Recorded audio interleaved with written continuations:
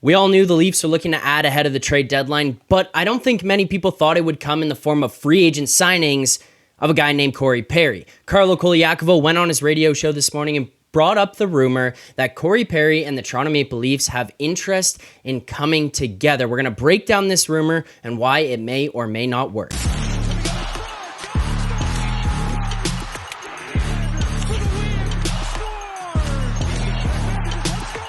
Welcome back to Third Man In. I'm Zack Phillips, and in today's video, we're going to be breaking down the newest rumors around the Toronto Maple Leafs and Corey Perry. Now, we'll dig into what was brought up this morning, whether or not this might be credible, and why this may or may not fit for this Toronto Maple Leafs team. But before we can get into all of that, I do want to remind people right now that we did just recently hit 1,000 subscribers. So first and foremost, thank you guys so much for that. But the other thing here, the other side of this is that about 60% of the people who watch these videos, watch the post-game live streams, you're not subscribed to this channel. So if you're watching right now, please hit that like button, subscribe here to the channel, turn on notifications so you get notified every single time that we go live here on this channel. You're not going to want to miss anything, whether it's news, rumors, reactions, post-game calls, all that kind of stuff. It's happening right here. You're going to want to be a part of it. So hit that subscribe button, turn on notifications. But let's get into today's video. Let's get into today's topics. There's really only one. And we're going to start kind of a timeline of what went on here. And first thing that we saw this morning was Carlo Colaiacovo on a radio show this morning. First up on TSN 1050 with Aaron Karolnik. He discussed the idea that there is mutual interest between the Leafs and Corey Perry. They discussed this on the show and had Mike Johnson on to further break it down, whether or not this might work, whether or not this is a guy that teams should be pursuing. This is kind of a shocker to people. I mean, we know what happened with Corey Perry with Chicago Blackhawks from a general standpoint. There was conduct detrimental to the team. They had to terminate his contract. As of November 30th, that means he's capable of signing with any team out there prior to the trade deadline. And if he signs prior to the trade deadline, then he is eligible to play in the playoffs for said team. So we know that the Blackhawks had to let him go. We know that there was conduct detrimental to the team. We don't know what that conduct was. Now, the Blackhawks did go on to clarify that there was no legal issue in regards to what he had done. The NHL has not pursued this any further. Now, that's not necessarily to say that the NHL of all organizations is the moral compass of what's right and wrong and whether or not we should be okay with them allowing players or not allowing players to play in this league, but they haven't pursued this any further. They didn't make any more big of a deal of it than it already was from the Chicago standpoint. So we just know something happened. The Blackhawks couldn't have him anymore. They let him go. I'm not going to speculate.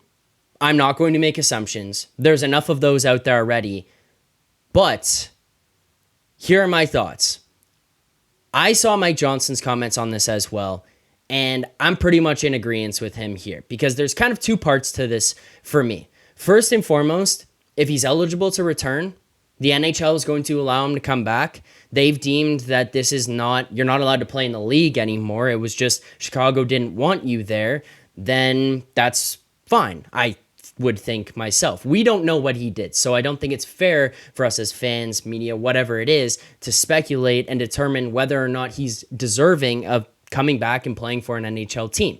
We just don't know. We don't know the details. We don't know what he did. And until that comes out, and until there's a verdict on the right and wrong of the situation, then I don't think that it's up to us to be able to decide. So if the league's okay with it, and they're not going to tell us what it is, then I think at this point we have to let it go. So that's the first piece. Is he eligible to come back from a league punishment standpoint, not a contractual standpoint, a league, are they going to punish him standpoint? If he is, if they're fine with everything, then I think it's okay. Now, the second piece of this is where Mike Johnson was talking about this morning. Mike Johnson said, if Perry is willing to sign for a league minimum contract, 12 of the 20 teams battling for the playoffs would be interested in him. Now, obviously, Carlo insinuated that the Leafs were one of those teams. I think Mike Johnson would be getting to the point here that the Leafs would be one of those teams as well. And that's the second piece of all of this. If he's willing to sign for a league minimum, I think this is a no-brainer for the Toronto Maple Leafs. I'm going to separate the first piece of what we discussed in this video from now where we're at with the league minimum and Corey Perry. One of the biggest fumbles that I can recall for this Leafs team was Kyle Dubas not claiming Corey Perry off waivers when Montreal had sent him through.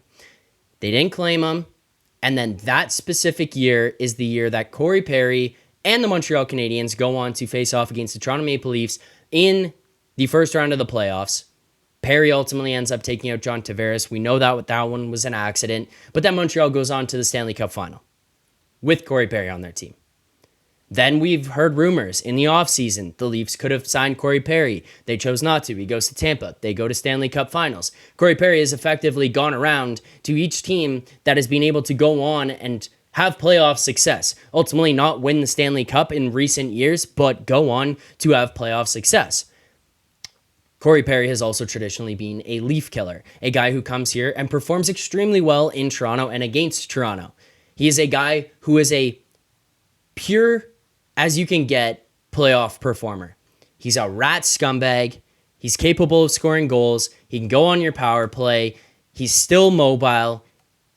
And the other thing in all of this, he's been there and done that. Yes, we've talked about players on this team who have veteran experience. They've been around the league for a long time. They can bring some type of culture to the locker room. Corey Perry kind of seems like the perfect guy to come in here and be like, we're going to be a playoff team. No nonsense.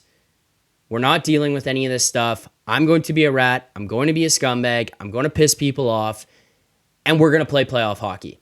You add that to the mix of Jake McCabe, Max Domi, Tyler Bertuzzi, the way we've seen Matthew Nyes play. You add him in there, and this Leafs team just takes another step towards becoming the playoff team with that gritty, hard-nosed playoff intensity. So the honest truth here is that if the first piece of information that we discussed in the video is A-okay and you're going to be fine with whatever had transpired and you're okay to bring him into the room, you better go out there and pursue this, especially at a league minimum contract. I don't know how they could fit it in beyond that. I don't know that this would be anything beyond a one-year deal that would just finish at the end of this season. Maybe you could stretch it out to $1 million or slightly above there, but you're also looking at prorated for the remainder of this season, so it's not and shouldn't be that high anyways.